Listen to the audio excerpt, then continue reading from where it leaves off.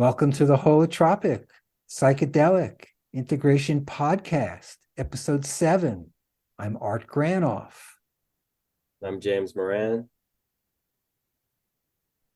So far at Holotropic Psychedelic Integration Podcast, we've introduced Stan Grof and talked about his background, his 6 decades with psychedelics and breathwork, exploring the deep psyche. We've talked about the 4 basic perinatal matrices, BPM-1, the amniotic universe, also known as Neptune, BPM-2, the cosmic oppression, also known as Saturn, BPM-3, the struggle of death rebirth, also known as Pluto, and the experience of death and rebirth, known as Uranus. And this is a pictographic representation of Stan Grof's expanded cartography of human psyche. And we spoke about this and how the upper part of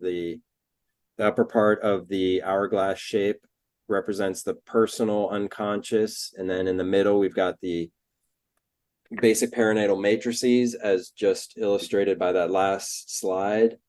And we've got below them how you can access the transpersonal unconscious, collective unconscious, archetypal dimension, via non-ordinary states of consciousness. And also on the left there, you'll see the astrological birth chart, and you'll notice how in the last slide, each stage of the birth process was reflected by one of the astrological archetypes.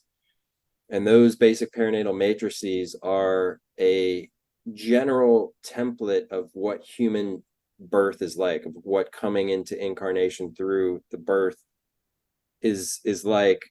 Everybody's birth process is going to be unique, however, and that unique entry point into incarnation via birth is captured in your birth chart, in your astrological birth chart. That illustrates not just the birth process that you went through and your particular inflection of the BPMs of the basic perinatal matrices. It also illustrates your life and your psyche and kind of the archetypal tensions that you've come into this incarnation to reconcile. It shows your nature, your mind, your kind of the archetypal composition of your being and your life. And so that's what we've also touched upon in earlier episodes of this podcast. When I first saw the astrological chart in relation to the BPMs, I fell out of my chair. I had been studying Stan's work, reading his books, learning about the 4 BPMs. And then when the astrological chart got brought in, it became a systems approach, 2 disparate methods coming together to form something new. And we looked at Albert Hofmann's birth chart. There he is, born in 1906, the father of LSD. And we talked about how his outer planet transits, his Uranus with Neptune and Uranus with Pluto, and essentially paved the way for him to make this great discovery. We talked about being at Psychedelic Science 2023. And here's a new program starting in Europe, Psychedelic Therapy, Roffian. Let's hear from Stan now. Because I guess the message I get from your books and your work is not only are these experiences quite common, but they are very profound and in some ways essential for us to develop, to evolve, to form a relationship with these experiences. Would you say that's a good summary? These experiences are important in life. Yeah. Well, somebody who spelled it, obviously I tried, but before me, Jung, the idea was that we should live our life in such a way that you combine behaviors which are and approaches and strategies which are based on what we see in the external world, but spend some significant time doing self-exploration, examination, and we would be tapping the wisdom which is in the collective unconscious and connect with what he called self, which would be in capital, it's capital S in English. But it's the self, it's the big self, different from the ego. And so you connect with it and you find guidance from the inner intelligence. And we are using this as the basic principle in the work with holotropic states. What I call holotropic states are states, it's a very important subgroup of non-ordinary states that have this healing potential, transformative potential, evolutionary potential, and so on. So when we work with these states, the essential principle there is you mobilize inner healing, self-healing intelligence. Yeah, so this emphasis on the inner healing intelligence is very important, because that is really what we surrender to in the in the holotropic state. We really want to be in a posture of openness and receptivity, and even a sense of faith, because we, what needs to come up, what needs to be healed comes up and needs to be healed as guided by the inner healing intelligence, not by us. So that's a very important emphasis there. And also the fact that we can access that intelligence. How do we do that? That's where lots of archetypal astrology comes in. And now I'm going to introduce the 3 forms of correspondence, or the 3 ways we find out information in archetypal astrology. This is on my website. One is the birth chart we've been talking about. We're talking about Albert Hoffman's chart. The next is world transits, the sky today. You were born today. Today's chart would be your horoscope. And the personal transit chart. We take your birth chart and the world transit, mix it together for the personal transit chart. Here's some examples. Birth and the birth chart. One might say that both birth and the birth chart, in some sense, mediate access to archetypal and transpersonal dimensions. More specifically, the careful study of the birth chart and the reliving of birth and perinatal experiences of death and rebirth both appear to provide powerful ways for individuals to access more directly and consciously the deeper archetypal and transpersonal dimensions. Both the perinatal layer of the psyche and the astrological natal chart seem to represent a gateway, a via regia, opening up consciousness to the depths of the unconscious, welcoming the holotropic worldview, moving towards wholeness. Birth chart shows your inner game. It's all about you. Explore your cosmic identity. Identify positive traits to accelerate. Recognize blind spots to work on. Get grounded. With world transits, we tell the archetypal time. It's similar to a watch or clock, and it really helps us understand the archetypal qualities and tensions at play on the world stage. So it's like it's getting a sense of the tone of the headlines at any certain point in time that we're looking at. Like this chart has Sun opposite Pluto, and there's a description here of that. The moon is trine Saturn. That means that the moon and Saturn are 120 degrees apart. Mars is opposite Saturn, so Mars opposite 180 degrees. And that is a combination that will be with us for several weeks, and it's it's an interesting combination. So this world transit chart showing that Mars-Saturn aspect points towards a time in which Mars and Saturn are activated together, Mars being the archetype of forceful action, and Saturn being the archetype of constriction, constraint, and also kind of reality checks and a kind of the reality principle, the gravity, the seriousness of reality. So those two in an opposition like that are in tension with each other, which is something that would be very observable.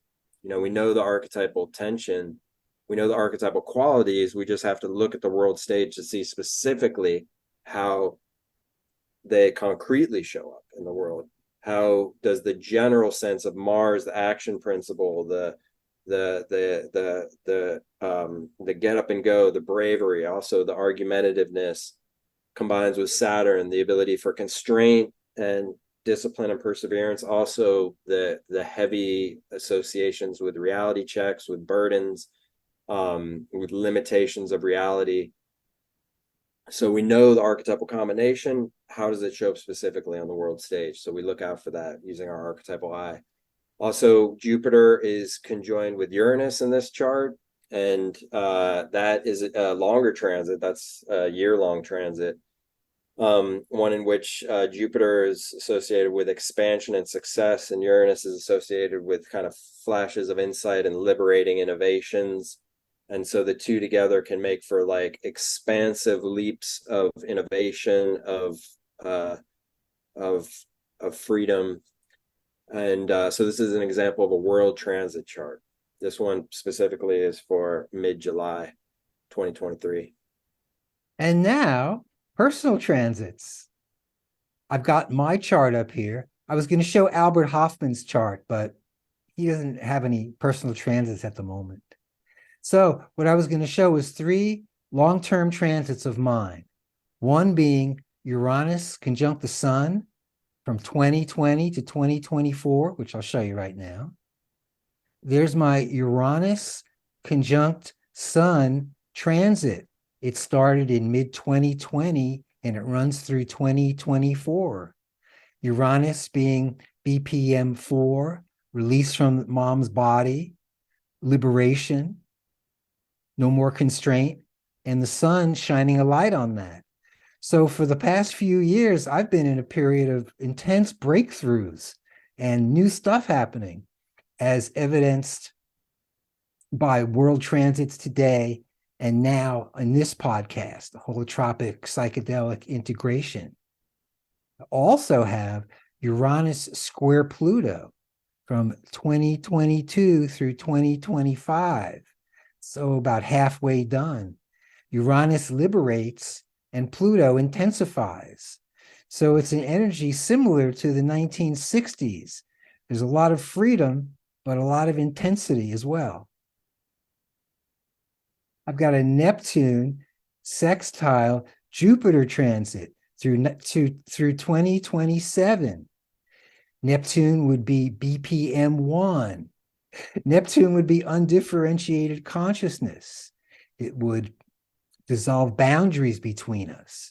And Jupiter would expand that. So the way I would look at this Neptune sextile Jupiter for the next few years would be expanded consciousness. So that looks good to me. And then also, I've got a Pluto square Mercury transit from 2019 to 2026. And that's right over there. Again, started at 2019 and runs through almost 2026. Pluto's intensity, the underground, the underworld, what's hidden. And Mercury is all about the mind, all about our mental process and communication. So one could say a Pluto square Mercury transit would allow someone to go really deep with their mind, understand and find things under the surface, say, of consciousness, and communicate them. Pluto square Mercury. So those would be just some brief examples of outer planet transits that I have, or you can find out what yours are too. It's kind of interesting to know these things. Would you say, James? Yeah, it's absolutely fascinating and very informative. It helps us understand what's going on in our lives, big shifts that otherwise we might just be somewhat wrestling with, but not really understanding clearly. So how does one start with this system? We either take psychedelics or do the breath work. We have big experiences. We keep our mind open. We get a birth chart reading and a transit reading, perhaps, to find out more. We learn about holotropic states with archetypal astrology. You can do it on your own, join this podcast, or you can take a course. Well, I'm offering in August and September a couple of courses. One is in August, you can learn archetypal astrology with your chart. Picture an hourglass course. It's 4 classes plus a birth chart reading with me. And then piggybacking on that in September is the Holotropic Psychedelic Integration Module. You can blend consciousness research with archetypal astrology and grasp outer planet transits related to your deep journeys, just like I showed you. You can select timing for ongoing sessions. It's 2 classes plus a personal transit reading with me.